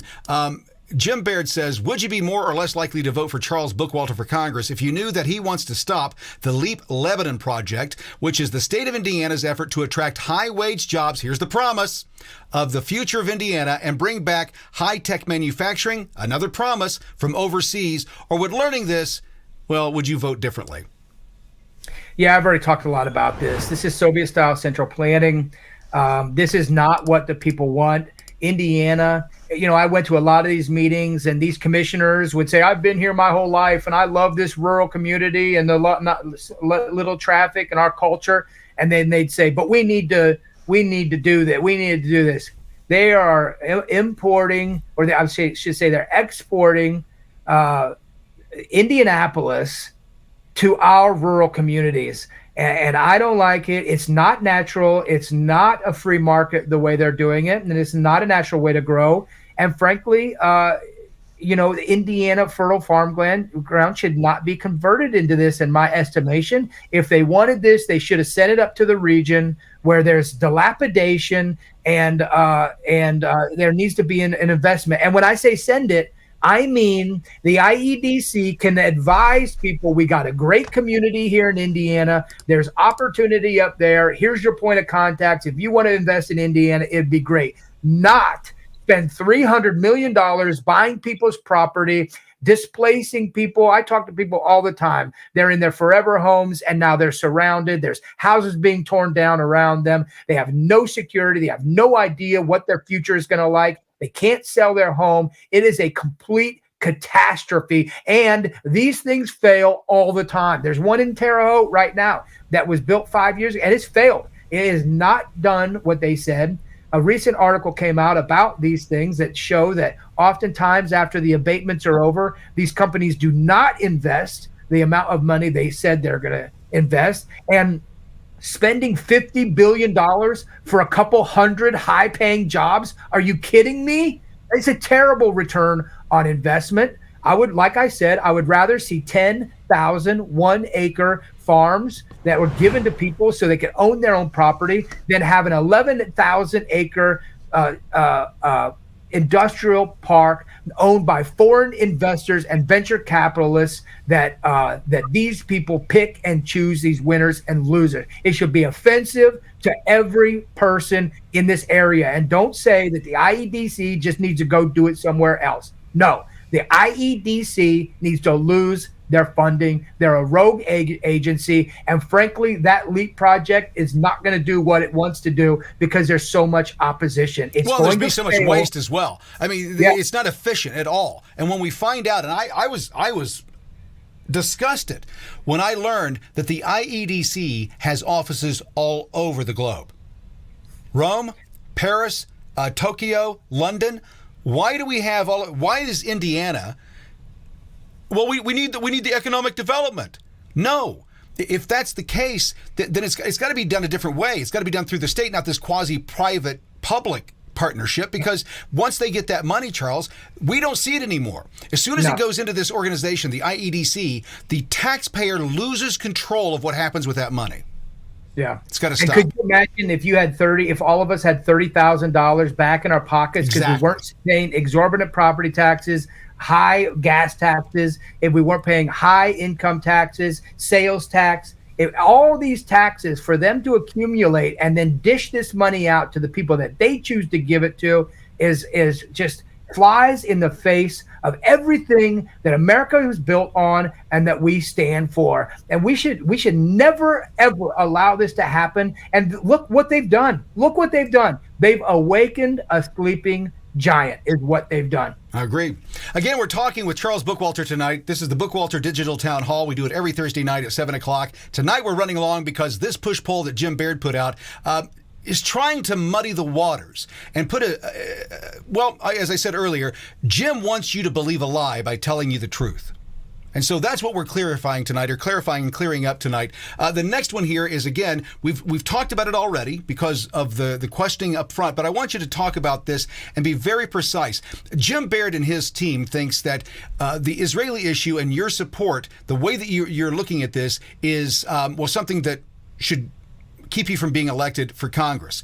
Would you be more or less likely to vote for Charles Bookwalter for Congress if you knew that he opposes Israel? He opposes sending U.S. funding to help them in their war against Hamas in Gaza, or would learning this not make a difference in your vote? Charles, what's your position on this again? Yeah, it's interesting how they word that. I just noticed as I was looking at it, I don't not support Israel. That's not fair to say. I don't support Zionism. And I know it's going to be very controversial, but that is the bottom line. And there is a difference between the two. And I'm taking no sides in this issue because we have too many concerns in our home country. And this is the problem that John Quincy Adams talked about the United States looking for monsters abroad or interventions. And he said, if you do this, you're going to lose complete control of your own government at home. And we are actually watching this happen in real time. And we have to refocus on our own country, on saving our own skin, on protecting our own freedoms and liberty and property here at home before we go focusing on every other country abroad. We should be offended as Americans that this is the position that we're in. And it doesn't matter if it's your team. This is just more tribalism, that it's okay when Republicans do it for my team, but it's not okay when Democrats do it for their team. You know, Obama was a perfect example for that with Parents in Pink or whatever. There was Democrats were anti. Well, first of all, the old right Republicans were anti-war and the American First Republicans have always been anti-interventionist. Democrats were anti-war until Obama got in office, and then it was okay for him to go bomb people all over. So it's more than about just a party. This is the position that Americans need to refine, which is an anti-war position in bombing, in building an American economy on war. America is the purveyor of war all over the world. And that's horrific to think that we built an economy on death and destruction. We have to refocus. We have to pull our military home. We have to cut our military down, make it more efficient, protect our border, and bring our men back home to build our communities, build businesses, and save us money, and not support the military-industrial complex. It is not because I don't support Israel. It's because I love America. It's one of those things. It's interesting to me, Charles. This is another one of those questions, and it disgusts me what the Republican Party, in particular Jim Baird here, has done. Because when asked, who do you pick sides with between Ukraine and Russia, what did Trump say? I want the killing to stop. I want the death and destruction to stop. I'm not picking a side. I want the deaths to stop. That's Absolutely. What the human reaction is, as opposed to, hey, let's pay for more bombs and so on to kill everybody on both sides, because that's what's going to happen. Absolutely. I am not supporting Hamas here. What they have done is horrific in times. Both sides have done horrific things, and it didn't start on October 7th. It started 4,000 years ago. And look, America. There's a book written about it. Have you seen the movie? The United States can barely even solve a lot of our problems at home. And we think that we can understand this 4,000-year-old conflict, and we're not even on the ground. And Joe Schmo down the road, we need to go just eradicate Hamas. Like that is psychopathic. Well, it's the establishment position. Nikki Haley is saying the exact same thing. When it happened on October 7th, what did she say? Wipe them out, annihilate them. And that is not the American spirit. That is not what America is. I don't think that we using our might to kill enemies of our enemies or enemies of our friends is benefiting the American people. What it does is it benefits the military-industrial complex, right? And the politicians that are currently in power, all it does is give them more power. And the fact that, knowing Jim Baird's career in the military and, give all respect for that, I can't believe he hasn't come to this same conclusion. Like, I saw piles of dead bodies that I had to sort through. I have been at at both sides of a barrel of a gun, shooting at other people and taking on fire. And I saw what war was. I saw it firsthand, that what happens to men in war, the brutality that occurs in war. I have firsthand knowledge of it, and I'll never forget it. I'll never forget the sights, the sounds, the smells. I'll never forget, still have friends that suffer from it. Soldiers kill themselves all the time. And I think one of the reasons is because it's hard for them to deal. Humans are not meant to do this. We're not meant to kill each other like this, and they're training men to go over there and commit these horrific acts. The fog of war is real. The fog of war is real, and men suffer because of this, and we have got to stop this. Our mandate as America is to have a strong defense, and I fully support that, so that no one messes with us. It is not to be have 800 bases in 180 countries overseas, be the largest empire the world has ever seen, coming out of our constitutional republic that's meant to be limited in scope. Right. Probably the best way I've heard it said in a long time. Charles, this is what all of that push poll information was about. All of the negative things, right? They go through and they say, hey, listen, who are you going to vote for? By the way, here's some negative stuff about these people. Now that we've told you that, what do you think now? How would you vote now? And that's why this one right here shows how disgusting this practice is. Now that you know a little bit more about the candidates for Congress, i.e. the stuff that we told you, if the 2024 Republican primary election for Congress were being held today and the candidates were Jim Baird and Charles Bookwalter, for whom would you vote? That right there is negative campaigning. When I came on board with your campaign, the number one thing that you said is what? We're going to stick to policy. We're going to stick to votes. We're not going to personal ad hominems or any of that. Right. So do you see these issues as being non-policy, non-vote? They're just trying to put mud on the wall? I see it as an attempt to put mud on a wall. But I also see it as a very weak attempt that it's not going to work. I just can't imagine that anybody that took that poll or that listened to me tonight has any different opinion about where I stand on anything. I've never hid behind any of this. And I think that this attempt to push them in a direction against me is actually going to work against them. That's the only conclusion that I can come to.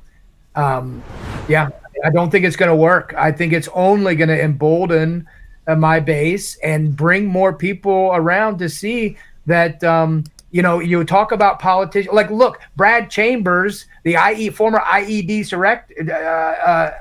director, calls himself outside politics. Mike Braun, who's been elected to state office, senator, and now is running for governor, is outside politics. Right. But Charles Bookwalter, who happens to talk to someone outside of the Republican Party, now needs to be slung with mud. I think it's going to backfire on them completely. And again, it just shows that I don't have skeletons in my closet. Well, I can see, Charles, I can see if you. I could understand if you were partnering with Planned Parenthood. I could get that they could hit you on that, right? If you were working with Black Lives Matter, or if you were an Antifa member, I could understand where they could come after you. But when you're saying, hey, listen, I'm for less government, right? Lower taxes, that's a hit. Yeah. In today's world, that is 100%. That is 100% the tactic of the left. If you've read Rules for Radicals, that's what they say to do. Yeah. Right? That kind of dirty politicking. Look, there's things in my life, things in everyone's life that you don't want to that you don't want to talk about. I'm not going to go talk about, things that I've done in my past, but I don't have skeletons. I've got a wonderful marriage. They're not going to find anything. Right. And this is these are the skeletons. Like, These are okay. the skeletons. I hang around. Well, I shouldn't say I hang around. Charles hangs around with people who want less government and lower taxes. Imagine that. That's a hit piece. Moving on to the next one. Mea culpa. One of the things, and I think we'll wrap up with this because we're 44 minutes over what we usually do. But this is one that I thought was a weird question to be asking as a conservative. When I say, I'm not going to say conservative, I'm going to say as a Republican. This to me was a strange question to ask. And what Jim is asking here is, which of the following would you consider is the best reason to vote early in person at a satellite voting center or county clerk's office? And these reasons, Charles, are quite concerning. The number one reason that they have on the top of the list here is to avoid to avoid additional mail phone calls from parties, candidates that you've already voted for. Allow preferred candidates or party to focus to get out the vote efforts and resources to the people that they know haven't voted. Ensure that you have a vote in case of traffic or yada, yada, yada. Avoid standing in long lines. What was the one thing that they did not mention? Hardship. Why would Jim Baird be positioning this as, hey, we've got to start doing more of this early voting crap? Why? Because early voting absolutely benefits the incumbent. Because as a grassroots candidate that has a shoestring budget, that has to manage every resource and work hard and be fully supported by non-paid volunteers, I need every day of the season before the primary. So if they can open up elections a month in advance, then that takes 30 days out of my campaigning for more people to learn about our campaign and support us. So that's one reason. And another reason, these reasons are so weak. They're all out of convenience or hardship, like you said. Or another thing is, a lot of these poll workers love 30 days because they get $125 a day per diem, and they've admitted that to me. So any of these reasons I hear for this stuff is merely out of, like, I hate to call it laziness, but it is. They want it to be easier, less work for them, and where they can make more money. And those are all terrible, terrible excuses with something that is so important to our fundamental constitutional republic. I mean, the fact that we can all vote is the reason we're a democracy, a constitutional democracy. Yep. I think that people are starting to understand where we are. And I think that although we didn't just awaken in the last 3 or 4 years, we've been involved for years in this fight. I think that over the last 2 to 3 years, I think a number of Americans, Charles, have come to the conclusion that a lot of what we've been told over the last 30, 40, 50 years is false. It's not true. Our government doesn't work this way. It's rigged against us. And that's what Trump brought forth. When Trump came forward and said all this is true, we kind of like, okay, you're right. But over COVID, that 2-year period where we didn't have much to do and had a lot of time on our hands, we were able to get back in and look at our government. And I've gone through the 4th District. I was born and raised in Morgan County. I'm from Martinsville, Indiana, right? That is the heart and soul of who I am as a person. And the core values that we have from this district are not being exercised in the halls of Congress or in the halls of our state capitol. And it's time that we get candidates like yourself to stand up and fight for that. Would you advocate for a single day of voting, paper ballots, hand count, and results at the end of the day, no stopping in counting? Is that something that you would go to Congress and advocate for, pushing down to the states? Not that the federal government's going to force that on them, but work at the federal level to work with states to get their elections, full of integrity again. Yeah, what I would do as a federal candidate is I would work to defund HAVA. HAVA is what made this all possible. All the charts and graphs and things that you see the variances started to occur during HAVA implementation. And the Constitution states that the states are in control of their elections, and the partnership between the federal government and the state government is unconstitutional. In fact, the HAVA Act says that states have to decide to take part. They have to choose to take part in the and to get HAVA money. The concern in passing HAVA was that if it was a one-time distribution of money to get onto electronic boxes, machines, that the states would not be able to afford the service contracts and the software contracts on these machines. So it ended up being a perpetual handout. Indiana got $1 million this year in HAVA funds. If we can get rid of HAVA, these counties will return to ballots immediately because it's all about the money for them. The reason they're with machines is because they get HAVA money. It's always about the money. So I would absolutely advocate it, as I always have. I think it's the way it should be. I am going to vote on election day only. I encourage you to do it. If it were a national holiday, the lines wouldn't matter. We did it for 200 years, and fraud would have to be committed at the local level. I'm a huge proponent of it. And as a federal candidate, I would work to take that federal money out of our elections, and it would fix a lot of our problems. I agree. Charles, it's been an interesting night. I think that you've opened a lot of people's eyes and you've answered a lot of questions and hopefully killed this poll in its tracks. These push polls are disgusting. I hate them. I didn't like them when I was working with the group that actually put the push poll out against you. I don't like this kind of politicking. I think it's dirty. I think you got to talk about the issues. The issues are the policies, votes, and your position on the situation today. In closing, what would you like to tell the people of the 4th about your campaign and why they should join you and get behind you? Yeah, I mean, I think everyone, if you like what you hear, please look it up. I need people to join the Bookwalter Brigade. This is a very important time right now. We are at an inflection point, and we have to. There's a red line that's been drawn, and we're past it. Everybody, our founding fathers, stood up against much less, and it's time we do the same thing. We have an opportunity. We have an opportunity with President Trump, and we have an opportunity with Vivek Ramaswamy. And I think behind their leadership, behind the two of them, with this massive this massive surge in candidates like me across the United States, we have an opportunity. But it takes you. You have to engage. If you're a Christian and you're an evangelical and you don't think that you can engage in politics, you're wrong. You have to get involved. You have to do something about it. God didn't you don't just sit around and pray for things to happen. God has always said, I will answer your prayers, but you have to take action. And he's shown that in so many examples throughout Scripture. So join the Bookwalter Brigade. Go to the website, sign up for our newsletter, and stay involved. And when I have meetings, and which you'll find out about, and I'm going to speak places, we need you to show up. We need a show of force to show up and show everybody that we're serious about this, that there are a bunch of barrel-tested freedom fighters that are ready to stand up and do the right thing.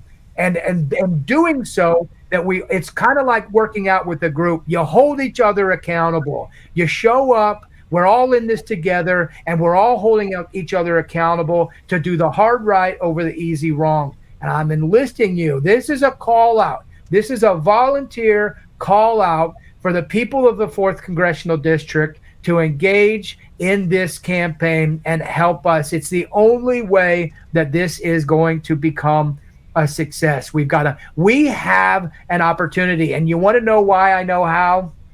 Because they just sent you that poll. Right. That's how I know why we have an opportunity, because they're scared. Do you want to know why these congressmen are resigning? Because they're scared. They're looking around them, and they're looking around and saying, my constituents hate me, and my leadership keeps asking me to do the same thing over and over again, and my constituents hate me. And that's why they don't want to be in this anymore. I am not fearful of going to Washington, D.C. and doing the right thing, of speaking the truth, living the truth, and doing the right thing. So come out and help us, or any liberty, grassroots candidate that might be in your area. And thank you very much for joining us every Thursday night for a digital town hall. And if you get in our newsletters and you get on our website, then you'll be able to be updated, or you follow us on Facebook, you'll be updated with upcoming events that you can come out and show your support for. Charles, I think it's exciting on seeing what we're seeing and the engagement that we're starting to pick up the steam that is building behind the Bookwalter for Congress campaign. We know that they're scared because of what they're doing. The push poll is exactly what it's meant to harm the other people in the campaign.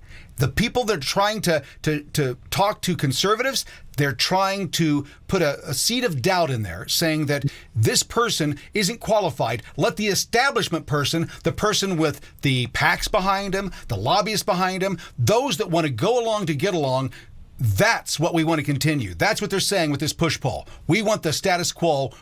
We do not want to stop what's going on in D.C. If you want to join the Bookwalter campaign, the place to go is to go over to bookwalterforcongress.com.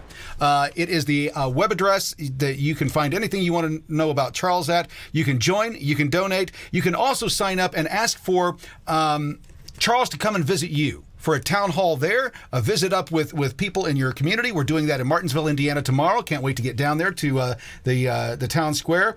But if you want to meet up with Charles, if you want a town hall, if you want to get to know him, get a hold of him at bookwalterforcongress.com. With that being said, this has been the Bookwalter for Congress Digital Town Hall. We'll do it again next Thursday night, 7 p.m. We'll see you then. Our nation is at a breaking point. Out of control crime, runaway inflation, political corruption, and politicians who talk a big game but just can't seem to deliver. Charles Bookwalter is a proven conservative leader, a man of faith and conviction, a former Green Beret. Charles Bookwalter offered his life in the service of his nation once before and is now willing to serve again. To learn more about Charles Bookwalter and his vision for the state of Indiana and this great nation, visit bookwalterforcongress.com. That's bookwalterforcongress.com. Donate, volunteer, join in, stand up, and fight back. You are what it takes to get the change that we want. And what do we want? We want our state and our elected Republicans to stop aligning with the Biden administration's Green New Deal energy scam. That's right. That's right. And we want the IEDC defunded. That's what we want. I'm Charles Bookwalter, and I'm running to represent you in Indiana's 4th Congressional District. Why am I running? Simple.